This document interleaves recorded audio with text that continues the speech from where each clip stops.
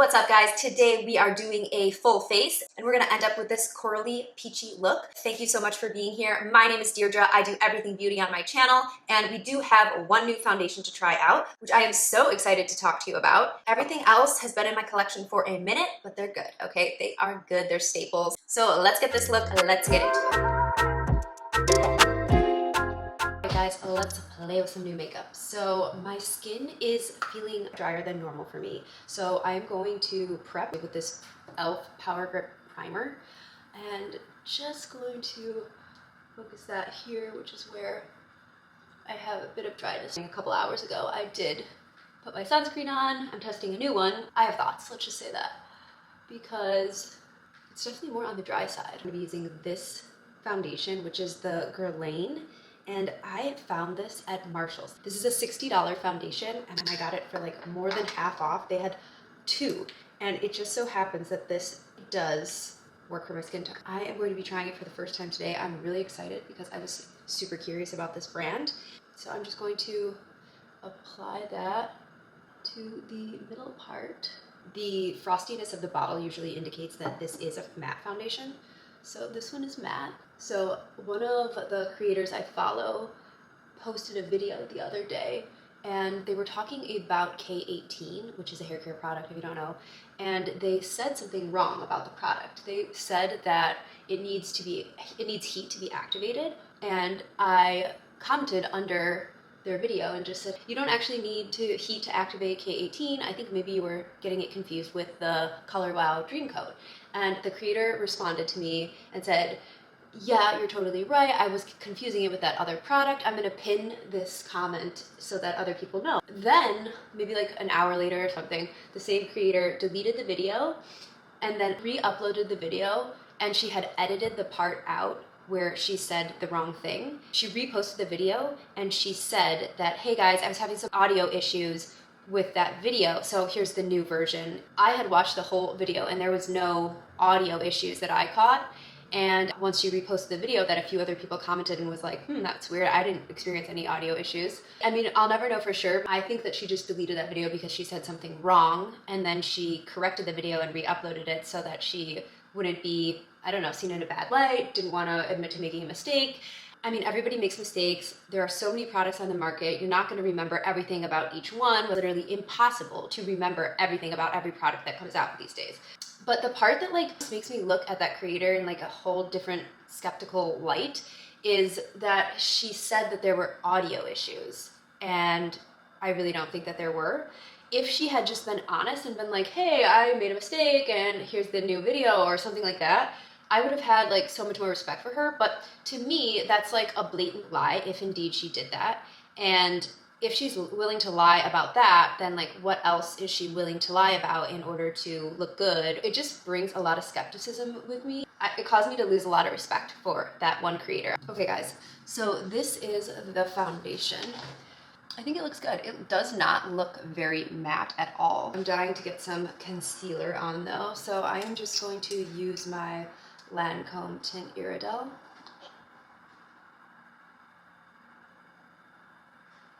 And then I'm going to use my NARS Radiant Creamy. This is a little bit of a lighter color than my skin to just bring some brightness back to certain areas.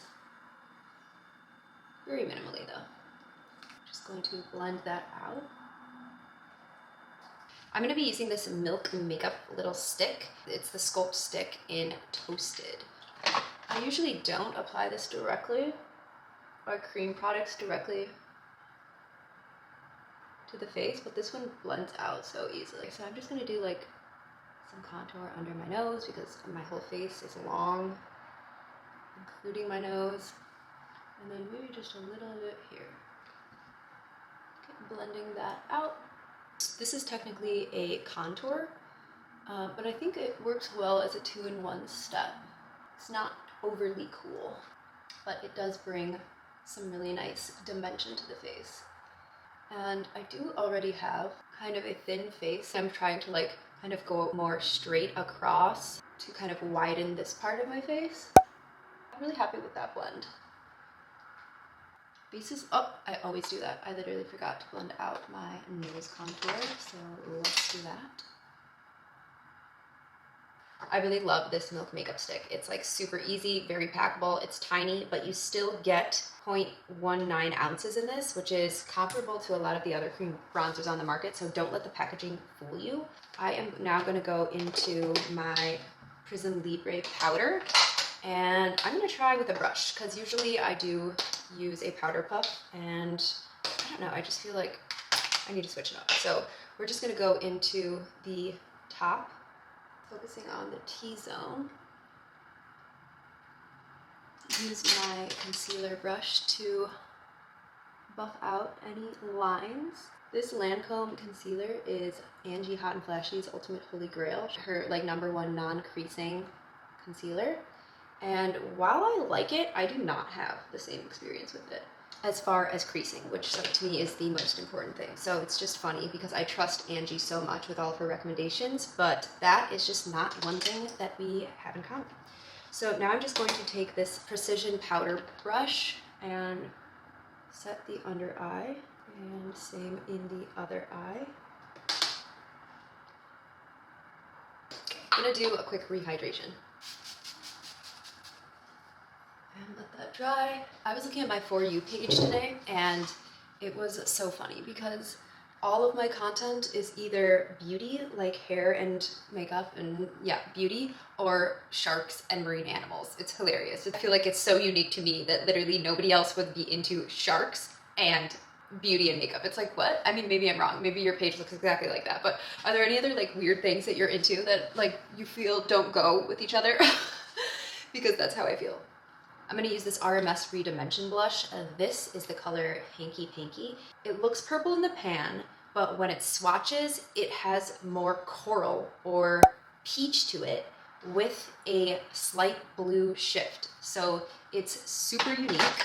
I am just going to place it all over the cheeks with like a fluffier brush. And I am just going to kind of blend it in with the upper eye. It is like a beauty ick of mine to have an obvious concealer versus blush line. I hate it. I think it ages me. I don't know if you can see in this lighting, but it has just like a really cool color. It's just really, really unique and I love it. And I've also been putting this on the eye. So I'm gonna use this as the transitions shade for my look today. So I'm just using like kind of a crease brush to lay down the border of my look, and I'm going pretty far up. That is another beauty ick. I hate it when the dark colors, or like the darkest color in the look, is like creviced in the crease, because it just makes like this brow bone protrude and your eye look more sunken. So I love to make sure that I'm going above the crease. And now I'm gonna stay with kind of these peachy tones and just use the Always Naked Wet n Wild palette, and it's like every neutral you could want. I'm gonna mix this shade and just lay it on the middle of the eye. It's giving a dark mustard, which I don't hate. Gonna do the same on the other. Now going back to that original blending brush and just blending. And then I'm gonna use this shimmer shade up here, just on the inner part of the eye, to bring some brightness and dimension. It feels a little dark. I'll just use the lightest color in the palette right here. And I do want to wet my brush for this. Oh yeah, that is really nice. Immediately opens up the eye. I have been on a absolute documentary kick lately. I mean, I always love documentaries, but I've been watching like dark murders lately. I watched like 4 of them back to back, right before bed. It really doesn't help with my sleep, but it's literally so interesting to me. Now I am going to do some liner and hope that this brings the look together.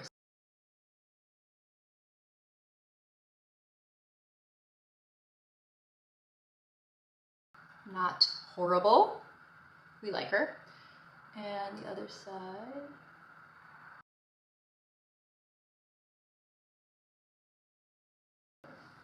The wing on a hooded eye, I tell you, it is a struggle. And then I've been loving this. I'm gonna go in with this House Labs liner. It's in a silver.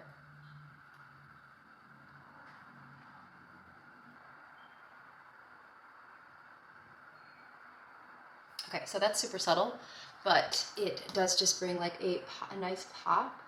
Finishing off with this Tower 28 MakeWaves mascara.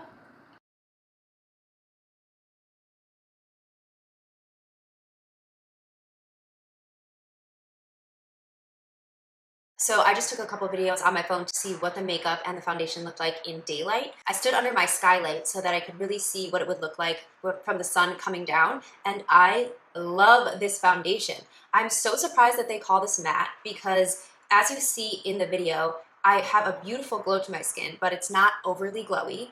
And it's not that that came from any of my skin prep. My skin was actually dry before applying this, so I was kind of nervous going in with this matte foundation, but it absolutely looks beautiful on the skin. I have this like great glow. So yeah, if this is matte, then give me matte all day long because I am sold on this. It feels great on the skin. There is a complete dry down. It definitely passes like the hair test. Keep your eye out for sure. I would highly recommend you pick this up if you see it at your local Marshalls. It also claims 24-hour wear, and it is an SPF 15.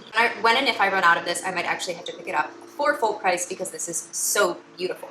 Okay guys, so let's just do a wrap up really quick of the favorite things that I used today. So obviously this foundation, unmatched, wow, love it so much. I'll leave wear notes in the description box, but so far I am loving this. And I really, really like this Milk Makeup Stick. It is so small, compact, it packs a punch, it is not too cool toned, adds dimension, but it also bronzes up, which I really appreciate. And then this beautiful RMS blush. I mean, there's really nothing like it. Do not let the color in the pan scare you because it honestly pulls coral. It's not purple on the skin, but I love using this both in the crease and on the cheek. You can see from the photos and the videos that it just gives like this really iridescent glow. I have this blush in multiple colors. It just looks super angelic and refined. I absolutely love these. I do want to just call out this Charlotte Tilbury bronzer. This is not new. It's been around for a while, but it really never lets me down. If you need a classic bronzer, I think that you cannot go wrong with this one. It's a big pan. There's a beautiful mirror in it. Yeah, really love her. She's a gorge. All right, guys, that is it for me today. Thank you so much for sticking around as we did my makeup. And if you have any comments or questions for me, please feel free to leave them down below. I will answer every comment. Thank you so much for being here and for considering liking and subscribing. I will see you next time. Bye.